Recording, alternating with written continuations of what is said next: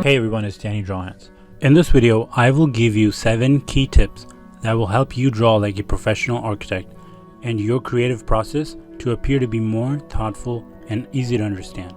So on this channel, you have seen me demonstrate many times how architects draw. I have drawn many examples of how you can also draw like an architect.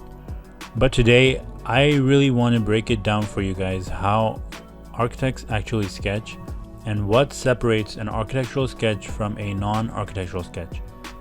So to understand this, you have to get inside the mind of an architect, how we think. There's a mentality that dictates everything about how architects think. Ask yourself, why do architects draw? Well, they're either designing or exploring concepts, pushing their minds to create ideas. They're creating spaces, building elevations, or planning different scenarios. So every time something is drawn by an architect, there will be questions asked. What is it made of? What's the material? How big is it? Does it work in this scenario? How will the developer build it? How is it standing? What does it do? Architects are constantly thinking about these things while sketching. Even when drawing something already built, architects draw it like they're designing it. This is the reason that when architects draw, it looks less like a realistic depiction, but more like a presentation of the idea. Sketching should not feel like a task, but a process of finding what's in your imagination. That's one of the reasons that I personally actually don't like drawing hyper-realistic drawings. Well, that's one reason. The other reason is that I just can't. Or maybe I can. It's just that if I were to try that, it will take me like 3 days. But at the end, you have to ask yourself, like, what's even the point? You sketch to put your idea on paper, quickly and in a way that clearly explains your idea and shows your artistic vision. So to answer the question that I asked at the beginning of the video, why do architects draw? So when they're drawing, they're really trying to explain what's inside their head to the client. It's a window into their mind. And when you look at an architectural sketch, you know that there has been a lot of thought that has been put into it. But you don't have to be a professional architect to be able to draw like an architect. That brings me to the 7 tips that I want to show you in this video that will make your drawing look like they have been drawn by a professional architect. Or if you already are one or are on your way to becoming a professional architect, steal these techniques to let people know that you mean business. Okay, so number 1, line quality. As I said earlier, architectural drawings show process. Your basic lightweight lines should feel fluid and free. Hold the pencil from the back and don't limit your movement by resting it down on the desk. Move your elbow around to be able to give your hand the freedom of movement that it needs to flow correctly. The lines that you really need to draw to show building edges, walls, doors, windows, and actual geometry, they should be drawn boldly and confidently. In modern architecture, you're mostly dealing with straight lines, so try to make sure that your lines are straight and intentional. A technique for making lines appear straight over a long distance is to give them a little wobble. This allows you to have better control of your pen or pencil over a long distance. Kind of like a daredevil walking on a tightrope, they carry a long horizontal pole to kind of balance themselves, but make sure that it looks intentional and the line is generally moving in a straight line. So make sure that all your lines look like you mean them and you have the right amount of pressure on them when you're drawing different types of lines. Because again, we're showing a process.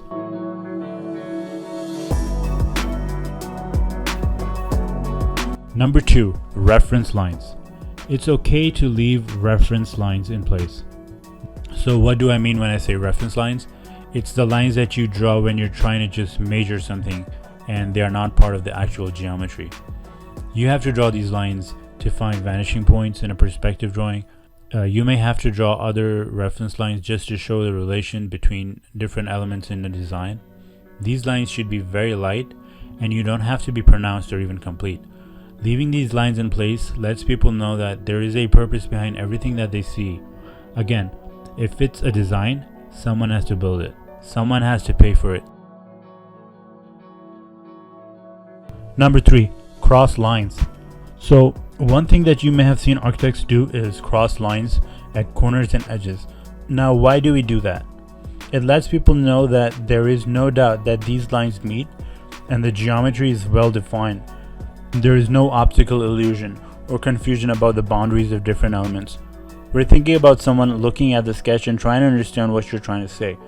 So if you're like a contractor trying to build a building and you're looking at a set of drawings or maybe a sketch that you have drawn to explain a certain situation, when they look at your sketch, they'll be able to know that, okay, this is a closed geometry.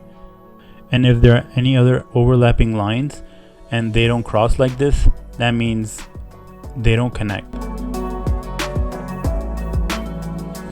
Number 4, material. Your sketches begin to look more lifelike and thoughtful if you communicate what material you're planning to use in your design. Simply designing a surface is not enough. Giving a little bit of texture, a little bit of color or pattern lets people know what they're looking at. You can use whatever medium suits you best. You can use ink, markers, colored pencil, watercolor. Any of those will work as long as they give the feel of the intended design element. So think about it. If you're like an owner who's asked an architect to design a building or a house for them, and they look at a sketch, they automatically start doing some math in their head, thinking about different materials, and in the back of their mind, I mean, you may not even have the right number in your mind, but you start doing some maths and you're already able to tell whether you can afford it or not. It's just a subconscious thing that happens. So giving the impression of what material is being used in the sketch lets people know what it's made of, and it's just a little bit more defined idea. Number 5, shading. It is important to show how light interacts with your sketch, more so than in a non-architectural drawing. It is actually important here because good designing means you play with the sun and its angles and dictate when and where you want the light to enter and how much. You don't have to be a full-fledged designer for this, but merely showing the shadow pattern will give your sketch a thoughtful appearance. These could be light hatch lines or a light gray marker, or you can just shade gently with a pencil. You could do this whichever way you like, but the angle in which the sun falls on your design is actually really important. This can make your drawing appear vibrant and pleasing to the eye. Number 6, people. So why do architects draw little people in sketches all the time, even if it's just like a few scribbled lines? Well, the answer is to give the idea of scale. Buildings are for people, so it helps to know how big it is compared to an average person. Typically there's a man or a woman, or it could just be one person, and you don't need to go into too much detail here or draw actual faces. It just needs to be a silhouette or some lines that show their form. It all depends on your own style, so you can place them wherever you want in the sketch, but just make sure that it doesn't distract from the actual sketch and it's not too distracting. Again, this one is not that critical when it comes to architectural sketching, but I have seen little people appear in architectural drawings as a recurring theme in order to show comparative skill. So, it gives a good idea of how big certain elements are in your drawing. And finally, number 7, one of the things that you can make your drawing appear more architecture-like is adding some text. A little bit of explanation of your design can make the drawing easier to understand and add some character. The style of text you write with depends on your personal style, but the most commonly used architectural writing style is this font called the Architect NDP, which is entirely made of mostly straight lines with minimal curves. Why does it look like this? Go back to what I said before about the mentality of an architect. There has to be no doubt about what each letter is and cannot be ambiguous like in a cursive writing style. That's why most modern architects don't like writing in cursive at all, which I personally do, but they just don't.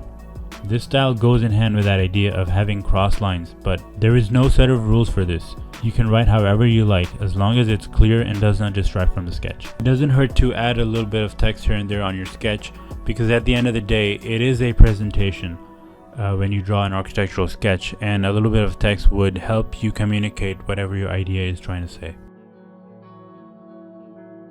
Alright, so that was the 7 tips of how you can sketch like a pro architect. If you practice with these steps and understand how architects think, you will be able to draw impressive and convincing design concepts just like a pro architect. If you want to find out how to shade with a pen, there is a video and the link for that is in the description below. If you want to see other examples of architectural sketching and other drawing techniques, links for those are also in the description below. Don't forget to hit that subscribe button Keep watching Danny Draw Hands.